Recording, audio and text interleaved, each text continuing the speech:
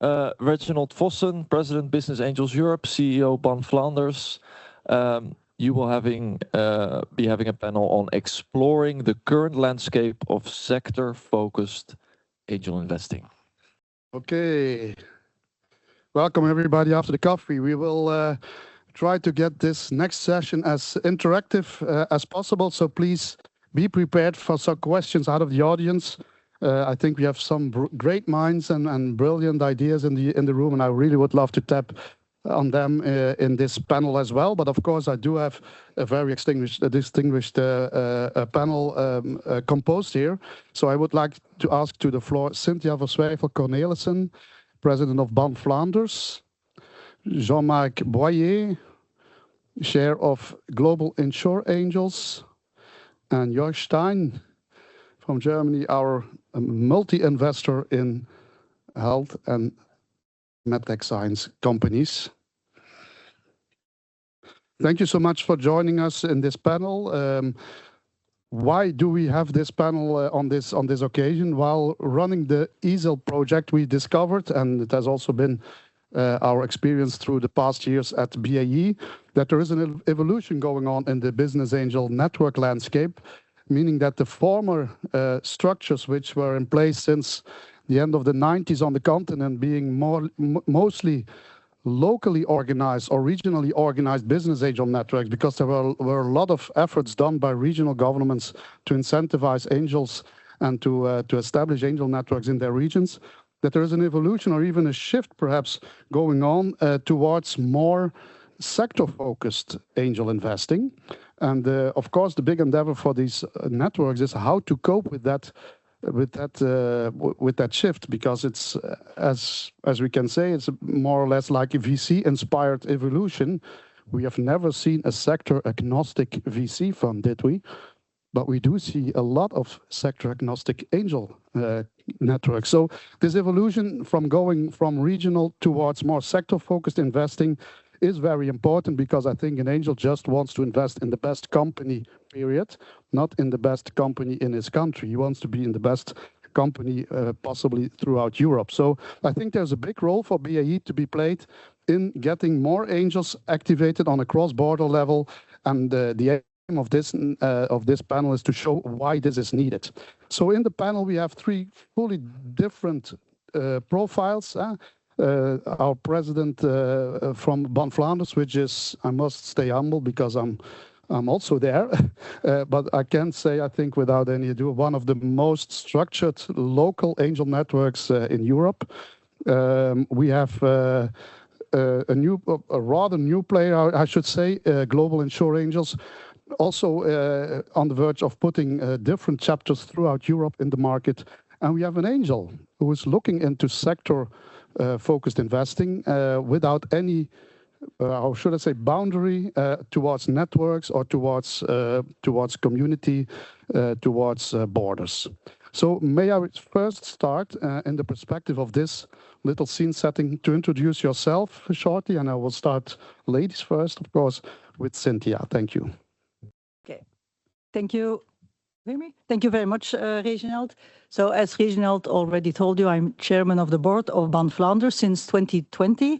BAN Flanders is a regional network in Flanders, of course. We are an area with about 5.5 million inhabitants. And in our network, we have over 200 business angels. Mainly of the business angels are male, and in my role as a chairman, I'm not operational, but I focus from the beginning in having more women also around the table, because I believe in diversity. I think it's interesting for the males and the females. And so we do that by our Wise Women events, where we try to persuade women also to invest. It's a challenge, I have to be honest, because we have more female entrepreneurs already, but female investors is still more difficult than female entrepreneurs. But up till now, we are successful, because we raised from 5% to 10%. It's very low, it's too low too, but we will move on the good job or the good work and try to increase that percentage. In BAN Flanders, we have a team of 8 people, of which Reginald is our CEO. Very happy with that, very dynamic, as you all know, I think also in BAE. But we also work with our coordinators, and the important thing there is that they manage a certain specific region in Flanders, so they can be very close also to our business angels if they have questions and so on. So really the proximity of the network is really there for the business angels. In general, we do about 600 business cases that enter the network every year.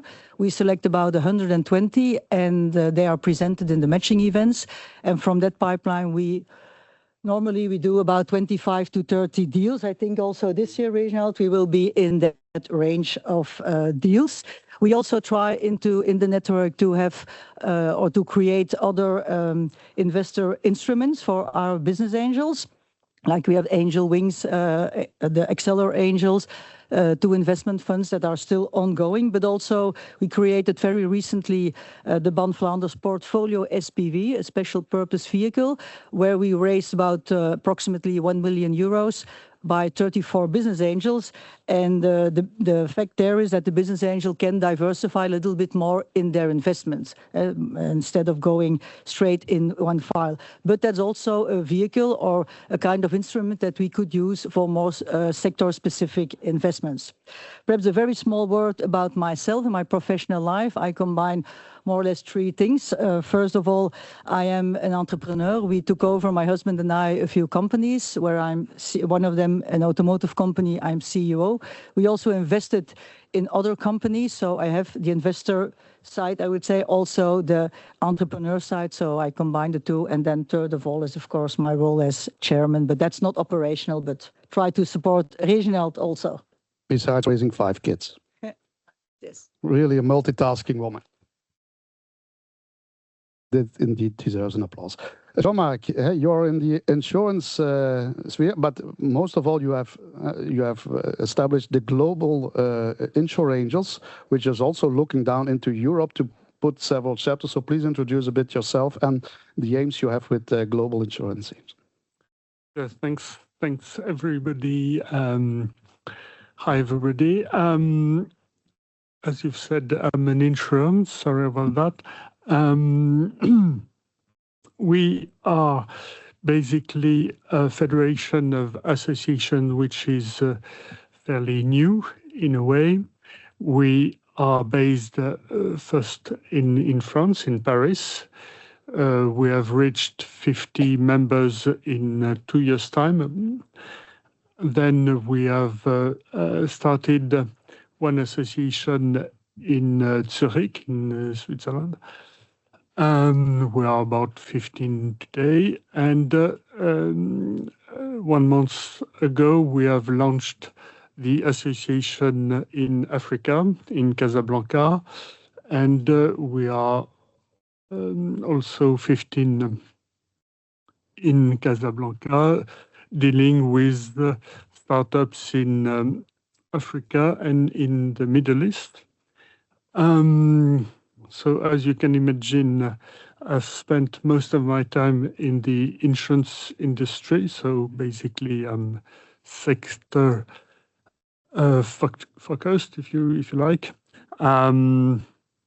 But we wanted to enlarge the association to other countries. So we are still looking forward to launching something in the Benelux, to say so, in Brussels, most probably. So if anybody is interested in joining Insurance in Brussels for Belgium, the Netherlands, and Luxembourg, you are welcome. Or if anybody has other ideas in other European countries, we are searching contact members in other countries, or even chairman of association of insurance in other countries. So this is where we are. What we do as global insurance is something mentioned by Reginald, which is trying to have some cross-sharing of different tools for the associations. That is to say, we, of course, try to help to create and to develop the association in each country with legal documents, processes, guidelines, whatever. Then we would, which is even more important, we would share the deal flow of startups. We would co-instruct, as we say, that is to say, do the due diligence together. Or in fact, there is one leader and the others are followers. And we would do co-investments. This is more or less what we do. And we also share the ecosystem, to call that. That is to say, the high schools, universities, investment funds or VCs or family offices, the medias, the cloisters, etc. So we tried to work in a matrix, if you like. Yeah, very nice. And I already hear a lot of touch points which can be relevant in the further role of the panel and talking about shared due diligence, etc. Coming back to that later. Yeah, as being an investor and an active investor, has 16 investments done already, and not only in Germany. Please introduce yourself and your look into the sector-specific activities you as an angel are carrying. My name is Jörg Stein. I'm a physicist by I spent all of my professional career in the healthcare or life science industry. Right after graduating, I went into my first startup, which was sold after a few years. Looking back from today's perspective, I was really lucky, knowing what I know today and seeing back how I acted back then. But I was lucky, and it was sold to Siemens, Siemens Healthineers nowadays. So I worked also for a few years for Siemens, most of the time in the US. And then after returning to Germany, I left Siemens, went back into the startup ecosystem, initially with a consulting firm, helping startups to get grants and equity. And then over the years, I've developed into a business angel. And for the last 3 years, I would say I'm a full-time business angel. As Reginald already mentioned, I've done 16 investments in total, had 3 exits. 2 went bankrupt, that's life. And the other 11 are still existing. Some of them are really flourishing and some are suffering, but that's life. You know.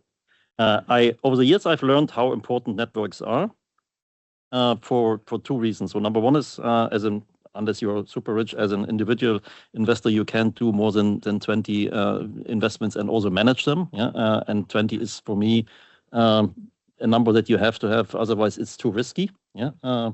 And secondly, there's study, as a physicist, I try to be scientific sometimes, yeah, or most of the times. There is interesting studies from the US showing or demonstrating that you have a huge improvement, really huge improvement in terms of portfolio performance if you do more than 20 hours of due diligence. 20 was a medium number of all what they investigated, I think, or asked 600 business angels that had more than 1,200 exits, and 20 was just happening the median. So, but the message is, the more due diligence you do, even as an angel, the better is your success, or the higher are your multiples. And the same applies for ongoing support after you did the investment. Yeah, very similar results, not as impressive as for the due diligence.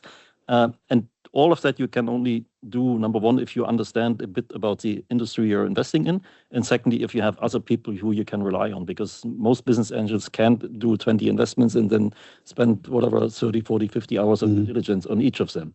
That's why I think networks are so important, and I'd like to contribute a bit to the discussion today. Maybe just a few words, so I can go a bit in detail. I wanted to ask you, was it a deliberate choice to become a sector-focused investor? Well, I've spent my entire life in the medtech industry or life science. Which brings me to the next question. Do you think all entrepreneurs expect their investor to be technically experienced in the sector in which they are operating? Not all of them, but I think it helps. How do you help these companies? It's varied. I mean, it really varies. I mean, yesterday I got a call while I was on the train to Brussels, a founder who has a notary appointment next week, and some he felt a real crisis issue. Yeah, so he just called me. But this was more on a legal and how do I deal with a legal issue? I couldn't help with my medtech experience. But in healthcare investments, what's very important is both getting regulatory approval, means CE mark or 510K clearance in the US. But I would say equally important, if not more important, is to find the right business model. You have typically at least 3 groups of stakeholders: patients who want to have a better treatment, doctors who want to make some money, first and foremost, sorry to say that, and payers, so insurance companies who want to preferably save some money. Yeah? And those interests of those 3 stakeholder groups, and I hope I haven't forgotten another one, are usually, I don't want to say never aligned, but it's very difficult to align them. And there I can bring a lot of value, yeah, because only if you align them, you can find an appropriate reimbursement pathway. And that applies to Germany, which is, I don't want to say as always, but a bit more complex than other countries. It applies in the US, and it probably applies to many of the European countries as well. Cynthia, if you like. I have a question for you, Jörg, Sure. because I can understand that you can bring some knowledge around the table for the entrepreneur, but isn't it the case that very often they are technically well educated, or they have an idea, they have their technical service or product, whatever, and that very often they also need to have other people as an investor, because for all the other domains where they are not really very good educator or whatever, like legal or sales or bring to market and that sort of things. Is that not? I think both You can stronger them, but on the other hand, you also have this not the same knowledge. You have more experience, of course, but you have also kind of knowledge that they also already have.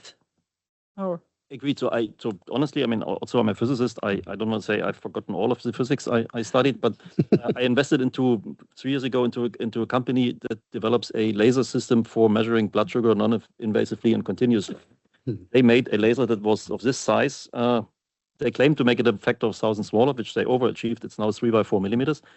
If they talk about physics to me, I have no clue. But what I can help them with is to identify a business case, aligning the stakeholder interest and finding a reimbursement pathway. What I can help them with is the clinical development pathway. So do they need a clinical study to get a approval or reimbursement, or do they not? Or can they simplify it? Can they streamline? Because quite often I've seen that, I would say probably in 80% of the cases, companies do understand that they need the clinical studies. They do want to get to CE mark, and then they believe they can sell.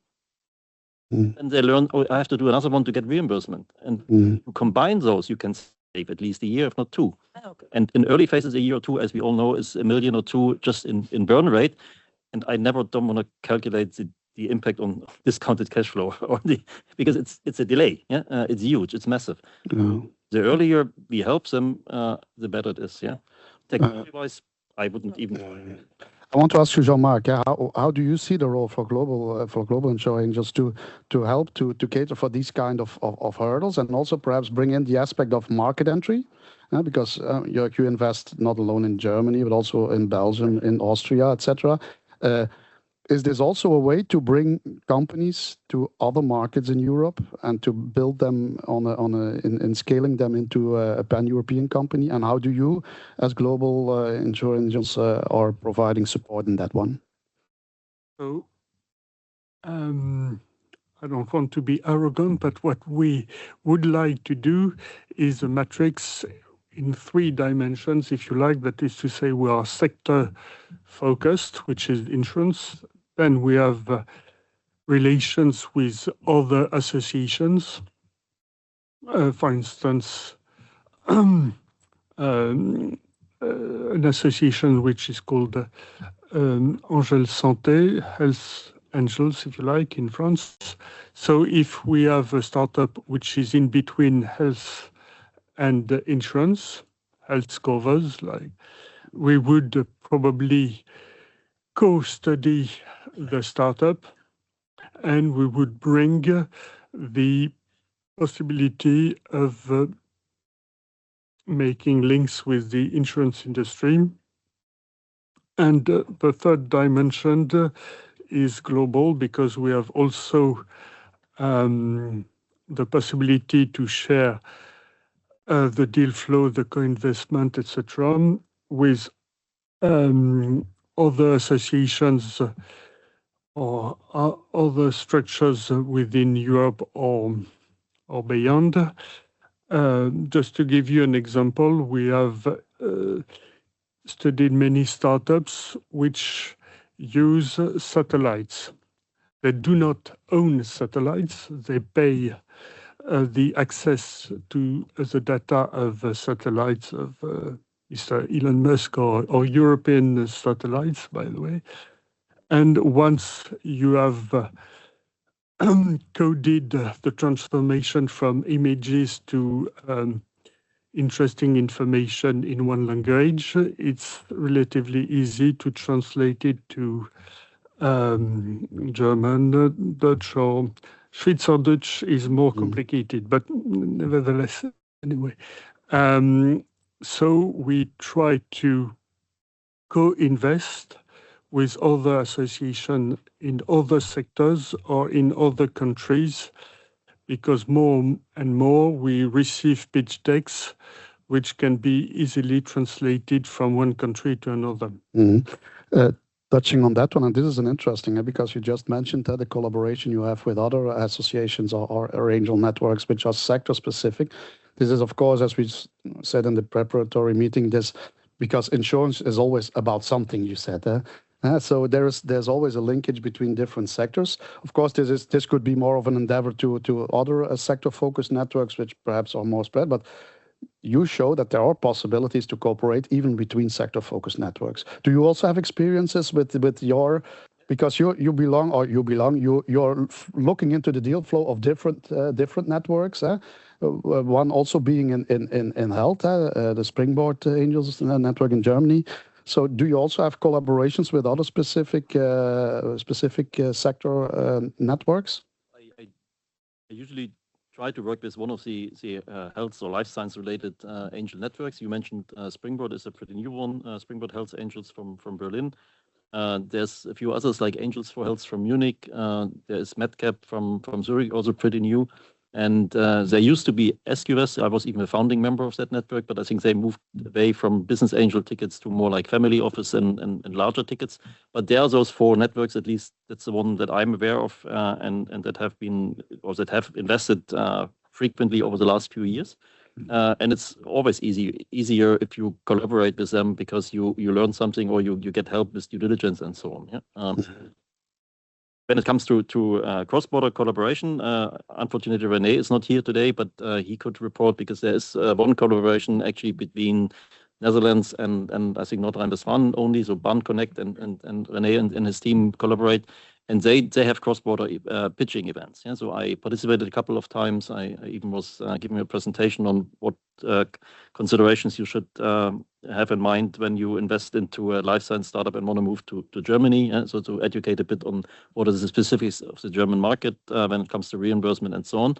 So there is some, I would say, some early form of cross-border collaboration, but it needs to be more, yeah, because as a business angel, I think as any investor, you should invest into the best startups. Yeah, and if you cut it by a region and say I only invest in Germany or in the Netherlands or whatever, yeah, and you cut it by a sector, your elements of the matrix will become very small. So you have to open up, and I don't think it's sector agnostic is the wisest decision. Sorry to say that if people believe differently, but I think if you focus on a sector, you need to open up somehow to increase your geographical scope. Well, coming back perhaps to Cynthia, because I want to talk about deal flow, which is very important. I can imagine for pan-European angel network in a specific sector, it could be a challenge to get to the right deal flow in the different countries throughout Europe.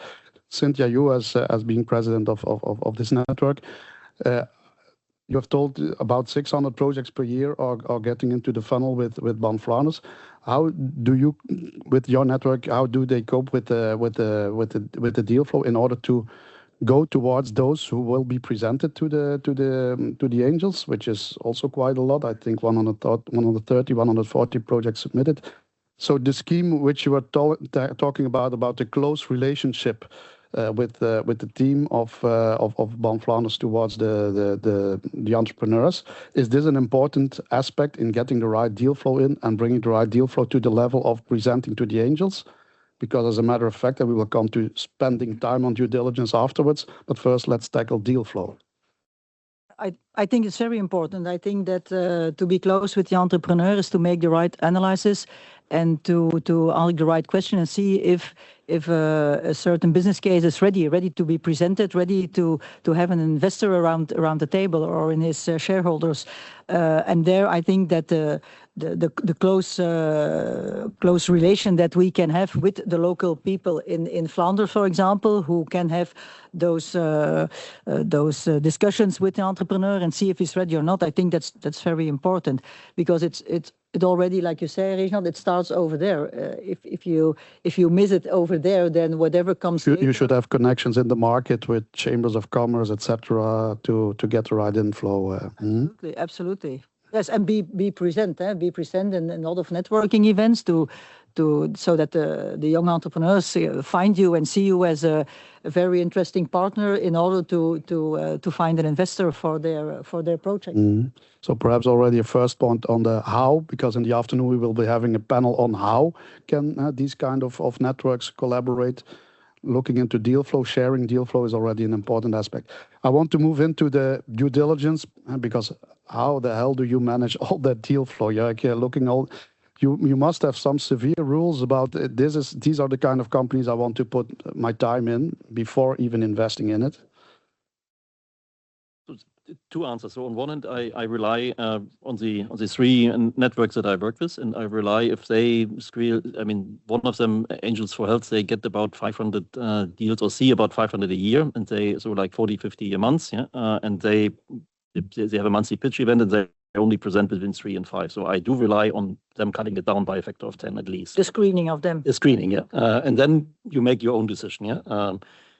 Those that I get individually, honestly, I just use my family, so which is also my investment committees. I got involved early.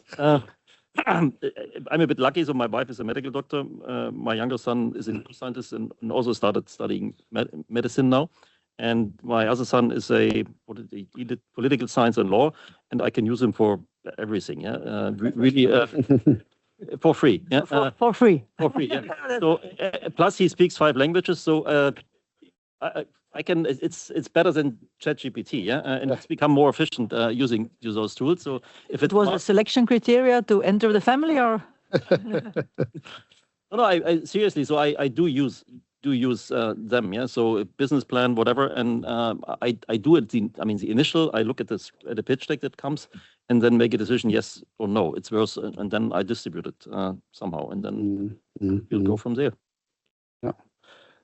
Should there anybody be in the lead? We all love lead angels. How do we organize when we have regional networks, sector-focused networks? Jean-Marc, you have a specific stance on should there be a lead angel from your network when going into a cross deal? It depends. Actually, like to say it depends rather than answering properly. Just to give you a flavor of how we process the funnel, we receive more than 100 pitch decks a year. We put in the funnel, in the what we call the committed lecture, that the little committee in charge of reading the pitch decks. We have about 100 startups a year to be looked at. Then we have monthly conferences with around 3 startups for the first presentation. Then, if there's an interest, we would spend some time to do the study, the initial study that we call instruction. And then there's a phase of finalizing the due diligence and investing. So to answer your question, 1 time out of 2, we are the leader in the instruction because it's more about insurance, and once out of 2, it's another investment fund or another association or another country which takes the lead, and we would follow. Out of 200 pitch decks, we've invested in around 10 startups, 4 collectively and 6 individually, and most of them were co-investments, which is more complicated because you have to negotiate everything. We tend to minimize the burden because there's only one leader and one follower. Yeah, coming to you as being the angel in the room. Are you more a follower or leader in your deals? I think content-wise, I try to be the follower, sorry, the leader. And so I like to understand what they do, how they want to go to the market, as I indicated earlier. When it comes to the negotiations, I'm happy to be the follower. I mean, the key terms are clear, and I decide based on the key terms, but I don't need to be involved, and I don't want to be involved in detailed negotiations. And after the negotiation, because only after the investment, the work as an angel really starts. Are you following through other angels, leading angels, being on the board of the companies, or are you yourself on the board? I'm in 4 boards currently. Yeah, and I would say in 50% of the cases, I'm in the lead somehow, board or the coach or mentor or whatever. And in the other half, just because of time, I have to trust, and I do trust other people. Yeah. Is there a specific set of, how should I say, capabilities your leader in the other 12 companies should have had before saying, okay, this is why I want to co-invest, because I trust the lead angel who will be on the board? A specific profile, or should it be a sector experience, the angel for you, the other angel who is investing and being in the lead? Preferably a sector specific angel. I've also had good experience with just excellent entrepreneurs. Yeah, so people who've run companies themselves. I mean, one example, he is the owner, CEO and owner of an automotive company or supplier. 20 factories worldwide. He doesn't have any clue about medtech, but he asks always really good questions. So I do trust this person. Okay. Yeah. Well, of course, we also have to talk a little about hinders to invest internationally and across sectors.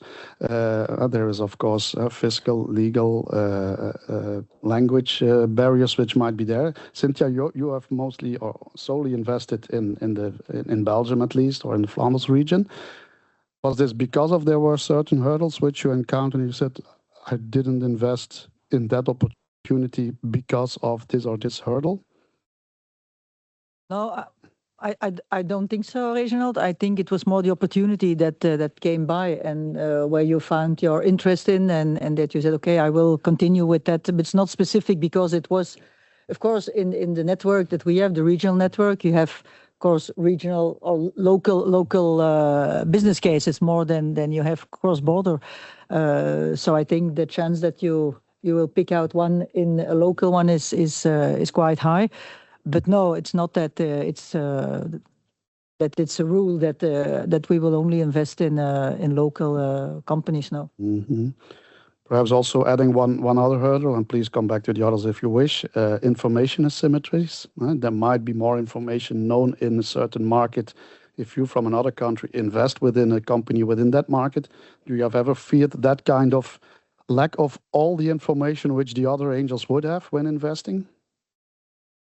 I've done 2 investments outside of Germany, actually in Bologna, which is, sorry to say that, always difficult because all the documents are in French, and my French is non-existent, I have to admit, so it's probably my fault. So it makes it a bit more difficult, but for me, it's more important that the project or the product that they want, or the service that they want to develop, and the team fits, because the rest is, I also don't want to make my investment decisions dependent on tax issues. I mean, I think legal and tax have to follow. Their implementation details, I would say. I think it's always a little bit easier if you know the local habits, because that's for sure, I think. Exactly, and even my other case in Austria, I mean, yes, I do speak the language. Also, there's a saying that the difference between Austria and German is the common language, because they are really different. But even if the legal systems are very similar, they are not exactly the same. So it's a disadvantage, but I don't think that one as a business angel should not be a hurdle. It shouldn't be a hurdle, yeah. Do you think initiatives like ESIL, and perhaps this is some kind of rhetoric question, but sorry for that one, that initiatives like ESIL, where we have our training angels in the different countries to become up level, where we have a full set of legal documents ready to do cross-border investment together, do you think these kind of efforts could help, or what else could EIC, with support of the actors in the market, be putting forward to help you to gain more investment comfort? Because we're talking about being comfortable to invest before you can invest or will invest. Are there any things we might do better, differently? Absolutely. I think you mentioned it earlier. I think that was in the morning session about female or women as business angel, that education is important. We do have actually our BAND, you know BAND, the German Business Angel Network, for all of business angels, and including the network. They have what they call a first-time Angels Lab, so where experienced angels give presentations and are available for discussions. I think that could also be open towards business angels from other countries. I think it's very important. Also, by a BAND initiative is they have a set of standard contracts. Yeah, so employment contracts, shareholder agreements, bylaws of a company. For I think they have by now like 6 or 7 standard documents that you can download for free. I know that because I'm a member of them. I don't think that somebody from France or from Spain or from the Netherlands would know how to find it. Because we try to bring the message to BAE, by the way, but okay, still a lot to be done. But I think these would be low-level initial steps, yeah, towards a larger form of cooperation or more intense. Yeah, please go ahead. I think you are right. I think everything that can help a business angel to make it more easy to invest is very important. I think what we do, Reginald, at BAN Flanders, like our master classes, WISE Academy, it's also a kind of training and so on that you give for your business angel.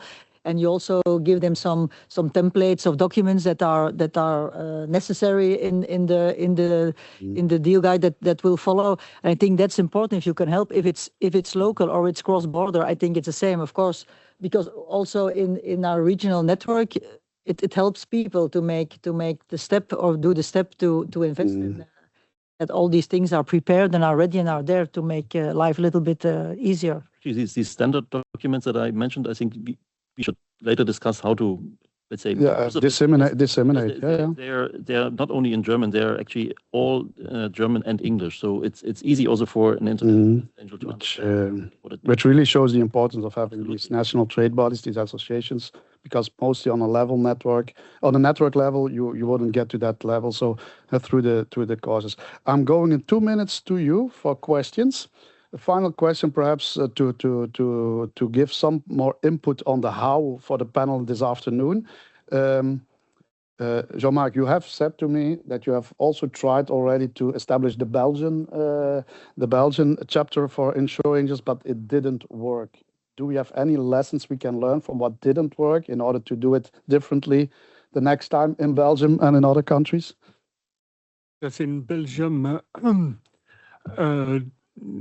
1 year ago, we found 6 people interested in investing in insurance startups, but they wanted a return on investment relatively quick. And in this kind of business, we would disinvest in 5 to 7 years. That is to say that these people would not be happy in these circumstances. So the lesson is to probably be crystal clear about the fact that you invest in the mid to long term. Probably. Yeah. Okay, thanks. Sorry, we didn't touch the point of exits. We tried to do, but I really want to give the floor to you all for your questions you might have, because, as said, such a nice audience with such different views. So, Jenny, please, and speak out loud. Or do we have the mic? Okay, super. Thanks, Alex. I have 6 minutes on my watch, right? 6 minutes for questions. 5. I will be quick. So when you're actually investing in a particular sector as an angel, that is not really sufficient in terms of building a vertical. So the most important thing we have to do as angels is build the vertical, which means we need very close relationships with the venture capital and all the next stages of funding for that, because you will never get an exit just on your own as an angel. So what are you really thinking about in terms of creating, and this is also for you as Insure Angels, how are you building the verticals around you so that you can actually take a startup through scale up and exit in your sector? Okay, please go ahead, whoever, because it's a general question. 100% agreed with, especially in life science where you need many millions rather than a few 100,000. And it's a long journey. So the average time for a medtech startup and biotech and pharma is even longer between inception, the founding, and exit is 10 years across the last or over the last 30 years. So, which means many, many millions. So what I do is I'm partnering with some of the larger VCs. So like HTGF is probably known, or BAE and Capital, whatever, regionally, Early Bird, whatever. Yeah, I'm a member of several juries and business plan competitions or mentorship programs in larger business schools where other VCs or where VCs are sitting. Yeah? I'm frequently invited to HTGF events, yeah, as a speaker or as a jury member. So I do use my network because 100% agreed, you have to do it.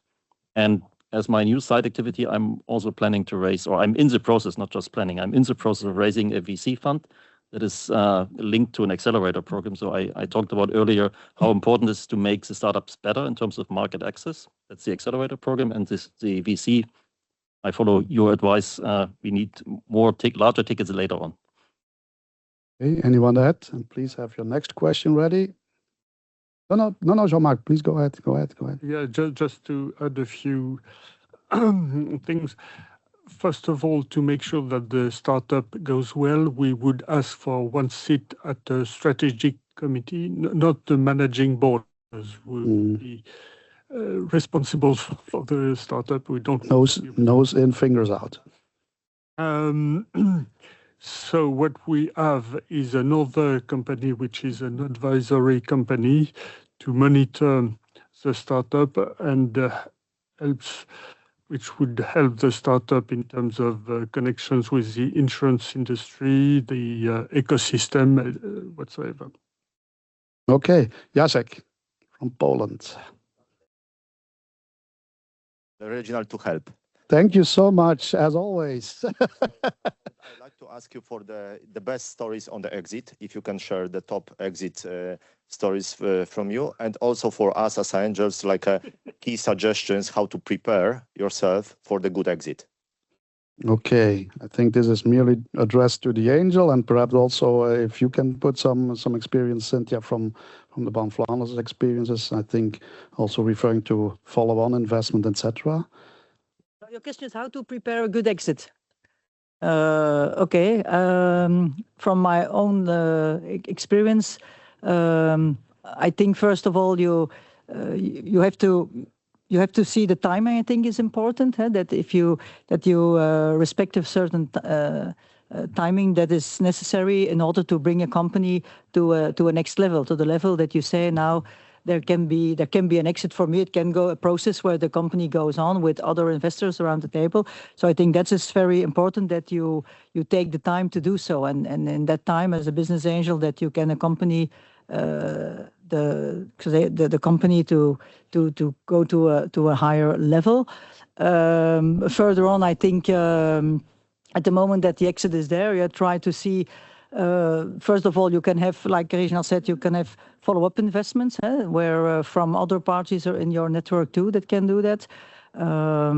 But I think it's respecting timing and see what's the right moment also for you, because your risk, the moment that you want to stay or not stay also has to do with how long will I take that risk, or what's the moment for me to get out and try to do some other things. So I think it's also a personal question.